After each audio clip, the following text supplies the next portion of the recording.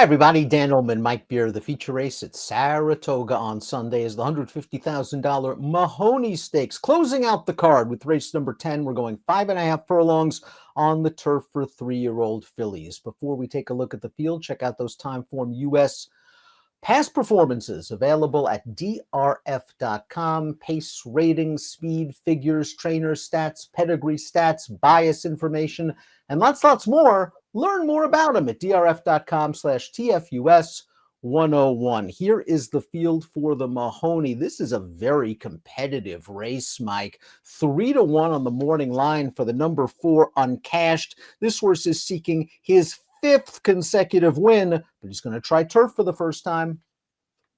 Yeah, they wanted to try turf with him for the first time in the quick call earlier in the meet. Then that race got rained off, so obviously it was a pretty good spot for him to just stay in and see what would happen. And what happened was he got right to the front and he won very easily in fast time.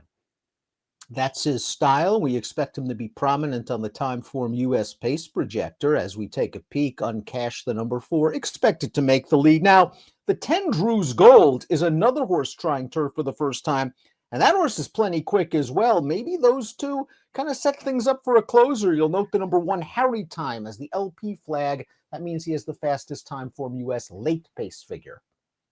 Yeah, I mean, I guess if nothing else, just these two horses being the two speeds, makes this pace projector a little interesting because neither one of them have run on turf before. So we know they're fast, Dan. Will they bring that speed over to a totally different surface here? If they do, they'll be up front. If they don't, this race becomes wide open.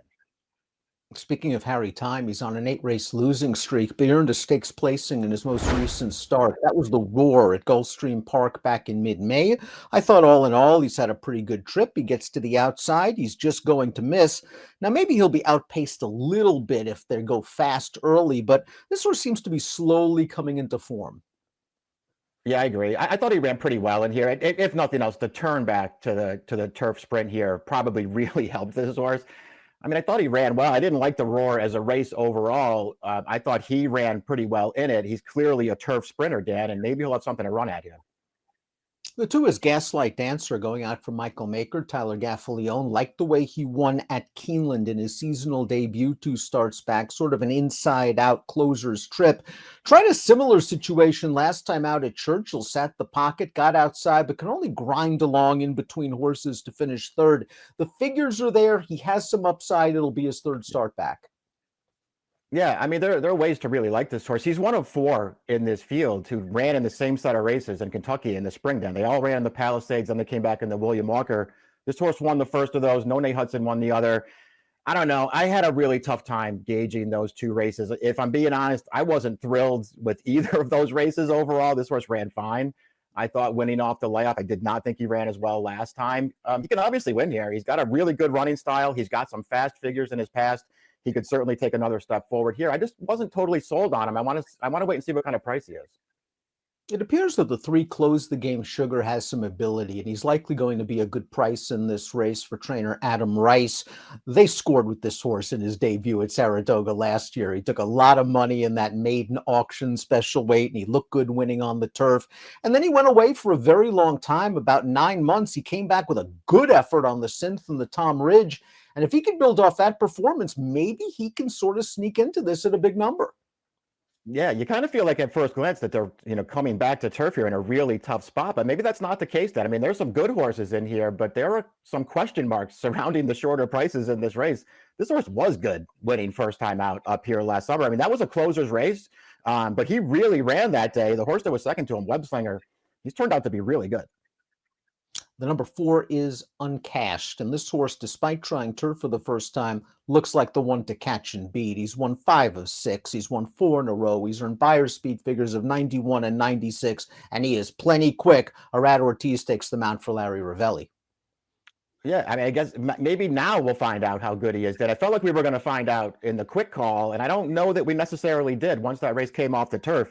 He certainly looked really good winning in fast time, but now we get another test for this horse. It's better horses. It's on a different surface. We'll just see how he classes up. So far, he's looked really, really good. He's been very impressive in his races. He's really fast, and he's got a lot of turf pedigree on the bottom here. It's Dam, a sister to a grade 3 winner on the grass. His second dam, a sister to a multiple stakes winner on the turf. The pedigree's there, and the talent seems like it's there too. I think he's pretty dangerous. The 5 is No Nay Hudson, and you never want to discount a Wesley Ward trained turf sprinter. This horse looked good last time out in the William Walker at Churchill Downs. He sort of stalked outside that day, swung widest into the stretch, and was getting away from those horses at the end. He's coming into this race off a little bit of a layoff, about 3 months or so, but I like his versatile running style. He can adapt to any sort of pace scenario. Yeah, I like what they did with him last time too. It's really the first time they sort of took him back in a race, and that wasn't a situation where he had trouble earlier or anything. That I think that was by design. They took a hold of him, they rated him back, and let him run through the stretch. And I think he took a really big step forward there. I did not like his seasonal debut, the Palisade. Did not like that race at all. He was terrible that day. Way better last time.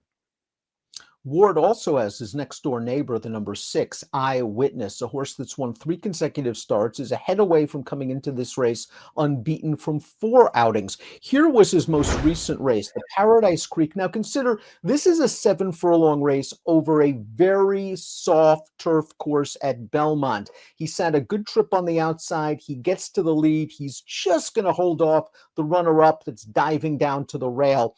I think 7's a little far for Eyewitness, even though he did win at a mile over the Poly. It's certainly far for him over this testing sort of ground, but it's a different game going 7 on testing to 5.5 at the Spa.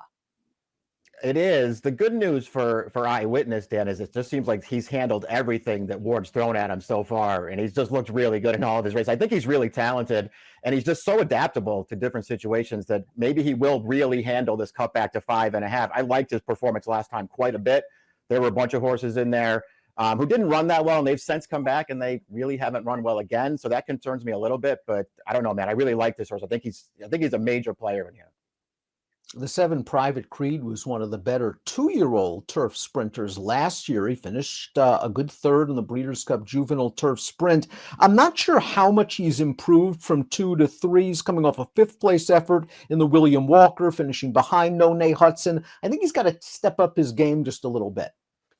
I agree. I really liked him as a 2-year-old. All of his races last year were good. Maybe they just sort of screwed him up a little bit, Dan, by trying to go longer with him earlier on this year. They even tried dirt with him in a grade 2 race, and that didn't work out. Since he's come back to sprinting on the grass, those last 2 races, they haven't been close to his best performances. We'll see if he can take that step forward now, Dan. I do like that Asmussen's given him a little bit of time off here. They regrouped. They'll come back in another stakes race and see what happens. Crispy Cat, the number 8, could be a key in this race if he runs. He's also cross-centered at Monmouth Park on Sunday because he has early speed, and he was a pace-pressing winner of a stake at Gulfstream 3 starts back. He got hooked up in a duel last time out in the William Walker. Now, he may not be as fast as the 2 horses switching dirt to turf, but he might push this pace and kind of set things up for someone else. Yeah, I think that's a fair way to look at him too, Dan. I mean, I think you can make excuses for some of his recent losses. He obviously had some real potential as a 2-year-old over in Europe. He ran some really nice races against tough competition over there. We'll see if he can fall into the right trip here. If those 2 surface switches are really fast, maybe he's caught chasing and it doesn't work out, but that's not a cinch to happen. This horse feels like he's viable at a pretty big price. Although the 9 Son of a Birch's only lifetime win came on dirt, I'm not going to be too hard for his turf efforts. He didn't break well in his 1 start sprinting on the grass last year. Then they tried 2 turns, which might not be his game. And last time out in the Paradise Creek, you saw how wet that turf course was. Maybe he didn't like it. That being said, he still has to do a lot more. He will be a big price if you can make these excuses. Yeah, exactly. I looked at him the same way you did, Dan. And I would, at the morning line odds, and it'll probably be that big a price, I'll try to get him in there somewhere because I do think there's a real chance he's way better than he looks on paper. He has all those excuses that you've already mentioned for his turf starts. That last one, not only was it super soft turf that he didn't have to like, that pace was really fast, and he was contesting it. Are you surprised that Drew's Gold is entered in this turf race, considering won his first 4 starts on dirt, then was second in a grade 1, then was third in a grade 2 on dirt? And you would think a race like the Allen Jerkins would be right up his whole card. They're going to try turf here. He has speed, and obviously the dirt races, if he can transfer them to turf to win this. Yeah, and he's also got a little bit of turf pedigree too. So he does have enough pedigree to handle this surface, which I guess, Dan, maybe the idea here is, listen, he's run fine in his last 2 starts, but Arabian Lion 2-back ran a 109. New York Thunder ran a 110. I mean, are they going to come back in the Allen Jerkins and take on those two horses again? I guess the idea is to try something different with this horse and see what happens. But let's take a look at our top picks for the Mahoney. You're going with Uncashed. You liked him before the quick call. Turf 4 dirt. He's going to show big speed in here, and it looks like he's got some class as well as that quickness out of the gate. Yeah, I'm just going to stay with him. I do think he's bred for this, and I think this is a good spot for him if he can handle turf, because I do think he's going to make the lead in this race, Dan. I'm just going to take my chances with him. The other horse for me was your top pick, Eyewitness. I'm really afraid of that horse. I'm a little concerned about him, cutting back from 7 to 5.5. Hope he doesn't get run off his feet early, especially if the 4 and the 10 are real quick out of there. But again, I like what he's done thus far in his career, and I'm also interested to see if his uncoupled stablemate can come with a little bit of a late run as he did last time out. Uncashed for Mike, Eyewitness for me. It's the Mahoney at the Spa on Sunday. Good luck.